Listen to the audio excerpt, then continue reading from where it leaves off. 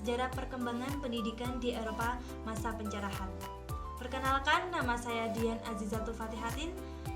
Saya akan menjelaskan tentang konsep dasar pendidikan.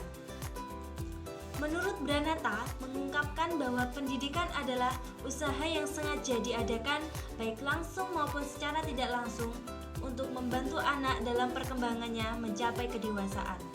Menurut Purwanto, yang menyatakan bahwa pendidikan adalah pimpinan yang diberikan dengan sengaja oleh orang dewasa kepada anak-anak dalam pertumbuhannya baik jasmani dan rohani agar berguna bagi diri sendiri dan bagi masyarakat. Jadi, pendidikan adalah usaha sadar untuk menyiapkan peserta didik melalui kegiatan bimbingan, pengajaran, atau latihan bagi peranannya di masa yang akan datang. Karena pendidikan sangat penting bagi kehidupan. Dengan adanya pendidikan dapat meningkatkan dan memberikan informasi serta pemahaman akan seluruh ilmu pengetahuan yang ada di setiap orang. Terlebih lagi, zaman milenial sekarang yang mengharuskan harus terus belajar dan mendapatkan pendidikan yang baik. Pentingnya pendidikan saat ini tidak hanya sekedar keberhasilan dalam hal duniawi. Menjadi bangsa yang besar tentunya menjadi harapan dan cita-cita yang ingin dicapai oleh sebuah negara. Karena maju tidaknya suatu bangsa dapat diukur dari sumber daya manusia yang berkualitas, baik dari segi intelektual, spiritual, dan skill yang dimiliki oleh setiap bangsa. Bagi bangsa yang ingin maju, pendidikan harus dipandang sebagai kebutuhan yang sangat penting. Oleh karena itu, dengan kita menyadari bahwa pentingnya pendidikan diharapkan mampu untuk meningkatkan kualitas sumber daya manusia agar bisa bersaing dengan bangsa lain. Perkembangan pendidikan di Eropa masa pencerahan dipengaruhi dengan adanya sistem literasi.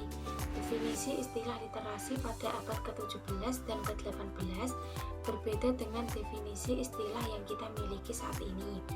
Para sejarawan mengukur tingkat melek huruf selama abad ke-17 dan ke-18 dengan kemampuan orang untuk menandatangani nama mereka. Namun, metode penentuan literasi ini tidak mencerminkan kemampuan membaca masyarakat.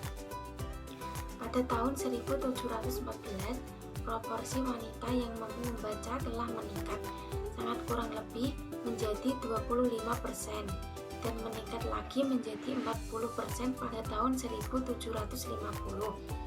Peningkatan ini adalah bagian dari tren umum yang didorong oleh penekanan reformasi pada pembaca kitab suci dan oleh permintaan untuk melek huruf dalam masyarakat yang semakin dagang. 2. Sistem Prusia. Kerajaan Prusia memperkenalkan sistem pendidikan umum modern yang dirancang untuk menjangkau seluruh penduduk. Itu disalin secara luas di seluruh Eropa dan Amerika Serikat pada abad ke-19. Fondasi dasar dari sistem pendidikan dasar Prusia diletakkan oleh Frederick Agung dengan General Landesreglement pada abad ke-18. Negara bagian memberi perhatian lebih pada sistem pendidikan mereka karena mereka menyadari bahwa mata pelajaran mereka lebih berguna bagi negara jika mereka berpendidikan tinggi.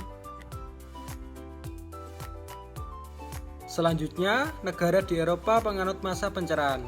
Yang pertama ada pencerahan di Jerman, yang kedua ada pencerahan di Inggris, yang ketiga ada pencerahan di Perancis. Berikut penjelasannya.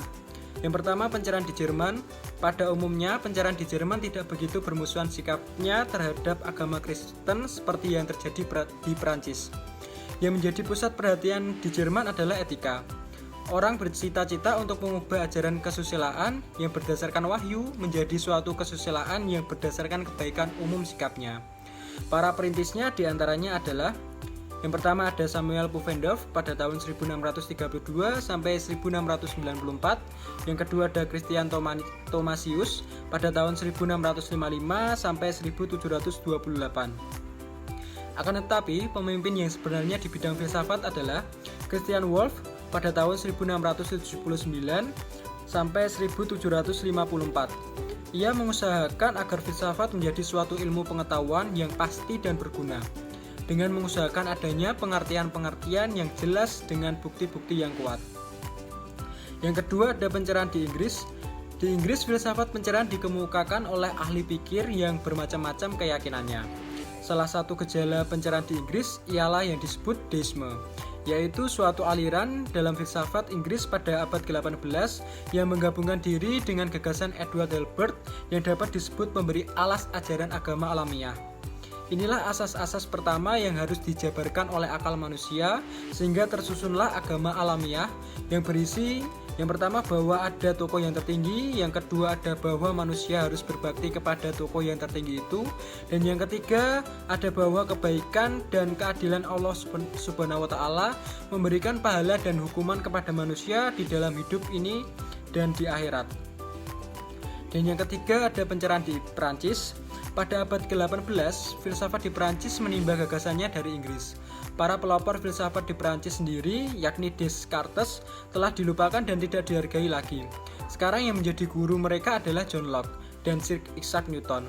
Perbedaan antara filsafat Perancis dan Inggris pada masa tersebut adalah di Inggris, para filsuf kurang berusaha untuk menjadikan hasil pemikiran mereka dikenal oleh umum, akan tetapi di Perancis keyakinan baru ini sejak semula diberikan dalam bentuk populer.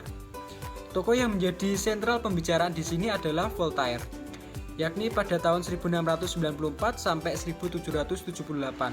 Pada tahun 1726, ia mengungsi ke Inggris.